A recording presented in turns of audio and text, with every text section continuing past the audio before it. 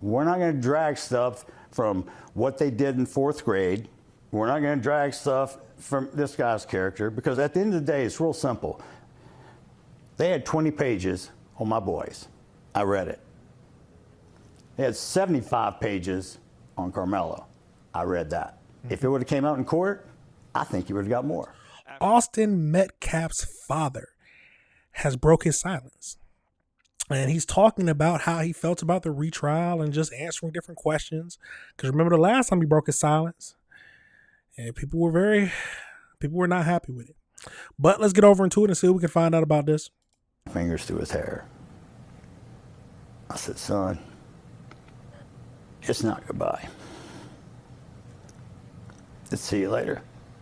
This morning, the anguished father of Austin Metcalf, the Texas teen stabbed to death at a high school track meet, is speaking out for the first time since a judge over the weekend refused to grant convicted murderer Carmelo Anthony a new trial. I'm not alleged. This case was really never about guilt or innocence. It was about how long you're going to do. Anthony, who is now 19, was sentenced to 35 years in prison for fatally stabbing Metcalf during a quick and heated confrontation in April 2025 over Anthony's refusal to leave a tent that belonged to Metcalf's team. Did you get justice? No. There's no such thing. I got handed a life sentence. You got handed a life sentence. So did Megan, so did Hunter, and so did everybody else in my family and her family. We don't ever get to see Austin again. We don't get to talk to him. We don't get to hug him. This guy, he still gets to see his family. It's a tragedy that he has to be in prison. I feel sorry for him. Just due to the fact that his life is pretty much ruined. I don't feel sorry for what he did, though. He needs to be held accountable. Mm-hmm. Notoriety about the killing spread beyond Texas, due in no small part to social media posts that amplified elements of the case involving race. There were no black jurors, and critics questioned whether Anthony received a fair trial. Do you have a sense of why some people can't accept that they believe Carmelo Anthony did not get a fair trial? Sure. There are people in this world that will believe whatever they're told. They follow. They're sheep. Can I ask you about the racial element of the case? Sure. How did it get that way? It's real simple.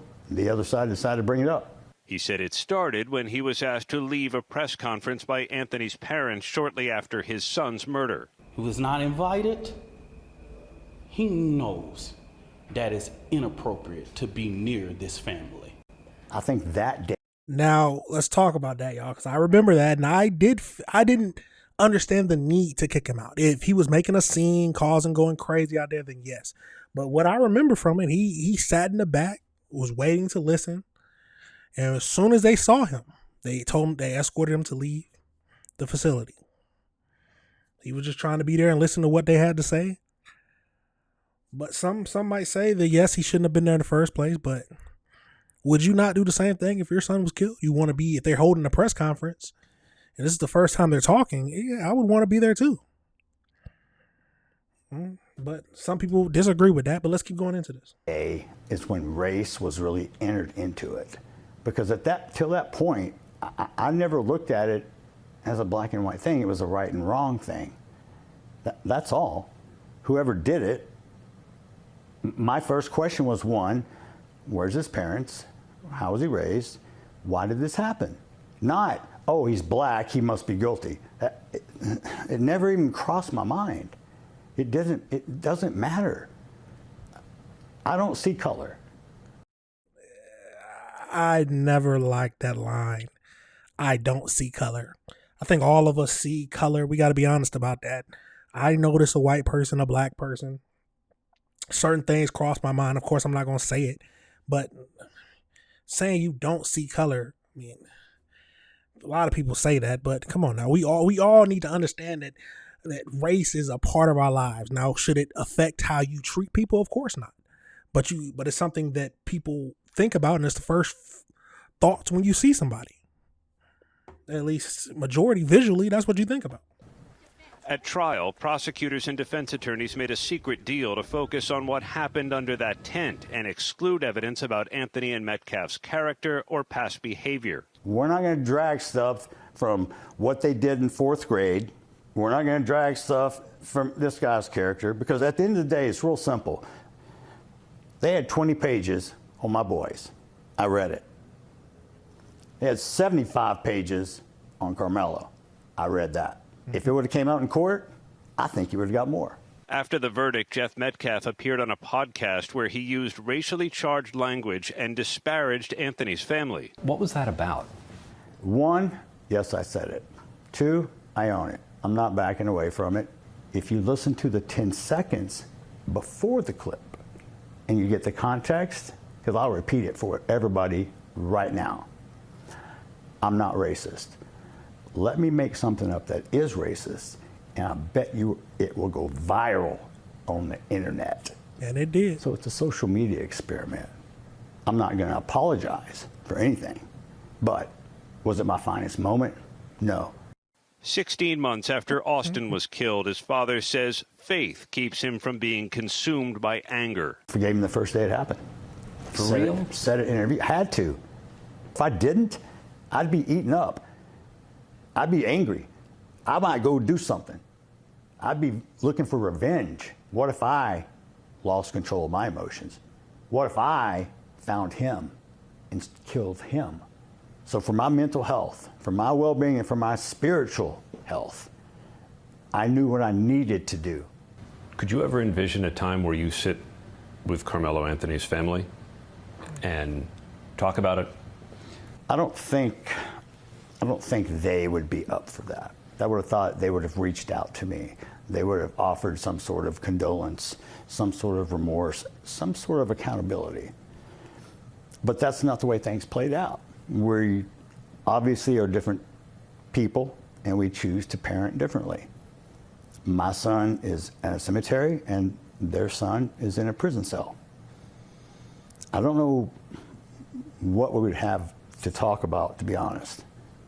Carmelo Anthony's attorney tells ABC News in a statement his legal defense is not intended to diminish Austin Metcalf's life or his family's grief.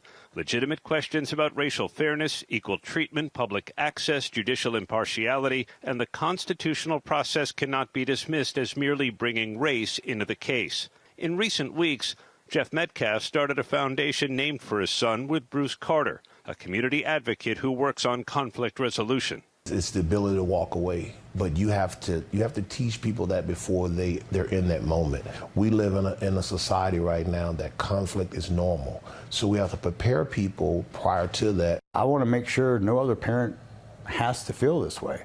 Now, can I change the entire world? No, but I can do my part, because it starts with one step. This is the first step, but it's the first step of the rest of my life. What do you want us to know about Austin and how he should be remembered? He touched so many different hearts in such a short time. That boy taught me stuff. I taught him too. I was his dad. He taught a lot of people a lot of things. He was a good kid. Now, okay, so that was what his first thing he had to say after breaking his silence after this whole retrial thing. But the real question is, like he said, should the background matter? Now, they did bring up the fact that Carmelo or Austin Metcalf, they had a dossier on him of 20 pages, and then Carmelo Anthony, they had a dossier of 75.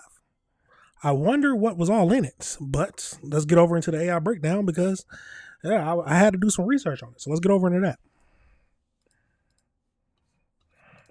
So, on his 75-page dossier, so during the post-conviction hearing in Collin County, the prosecution previously suppressed a 75-page character dossier regarding Carmelo Anthony and was unsealed and entered into the record. So, basically, key evidence in the 75-page dossier that they found. So we had text messages where Anthony allegedly fantasized about violence, including an October 2024 exchange in which he wrote about stabbing someone and licking their blood off the blade. Okay. We got video and photo records extracted from his phone depicting Anthony pointing a firearm at a residence alongside text jokes referencing school shootings. A text message sent at 1 a.m. on the morning of the stabbing. That's where he said, "I'm going to look you on the birds" to his girlfriend. Documents from school showing that that very morning of the incident, his girlfriend claimed he was stalking him. We talked about that. Allegations of Anthony taking his girlfriend's phone and drafting a written to-do list advising her to tell unwanted peers, "My boyfriend kills people." And then we got explicit threats where messages and notes containing threats directed at his girlfriend during disputes. So I'm assuming when they got into an argument, he went into his phone, his notes app, and started saying some crazy stuff. An Apple Notes file recovered by investigators that contained explicit list of racial tropes and slurs spanning blacks, Hispanics, and white demographics. Ooh. So they both from saying racist stuff. And then we got messages separate text threads containing explicit anti-LGBTQ plus slurs as well. And then we got case logs from his school history in Louisiana and Texas detailing fight incidents and repeated disciplinary referrals. So we also had Austin Metcalf's dossier released, and we talked about Austin Metcalf and his twin brother Hunter were previously arrested and being caught spray painting hate graffiti, including the phrase "KKK kill all blacks," "Hail Hitler," and the N-word, and an upside down cross. The incident resulted in 12 months of juvenile probation. And then we got documented records and videos showing recurrent use of racial slurs, as well as a 2023 incident where Metcalf was accused of bullying a black student in class. Records revealed a text message exchange from a prior track meet where another student alerted Metcalf that an individual behind their bench was talking wild, to which Metcalf replied, "Kill that MF." The defense highlighted this to argue that the pattern of aggressive posturing against bystanders sitting near team benches. So in 2018, while in elementary school, Metcalf was accused of bullying and assaulting a female student, which we talked about, leading to an arrest. In 2024, altercations records allege he knocked another female student to the ground and punched her in the stomach. In 2021, Metcalf was banned from attending basketball games for a season after shouting profanities at a player. In 2024, he was ejected from a football game and later texted, "I was about to beat the blank out of those kids." And then documentation showing Metcalf met with a counselor at least 5 times in 2024 to talk about his anger issues. School disciplinary infraction. School records documented that Metcalf received suspension after discussing bringing a firearm to campus the following day with another student. He received multiple in-school suspensions between 2022 for severe profanity and at the staff. Wow. Both of these kids had a lot of crazy things going. But in the end of the day, do you feel like this stuff mattered, or the backgrounds of these two mattered? And like the father said, it was simply just a right and wrong thing. A student, some kind of altercation happened. One person pushed another. The other one responded with a knife. Is there a need to go into their backgrounds to dig any further?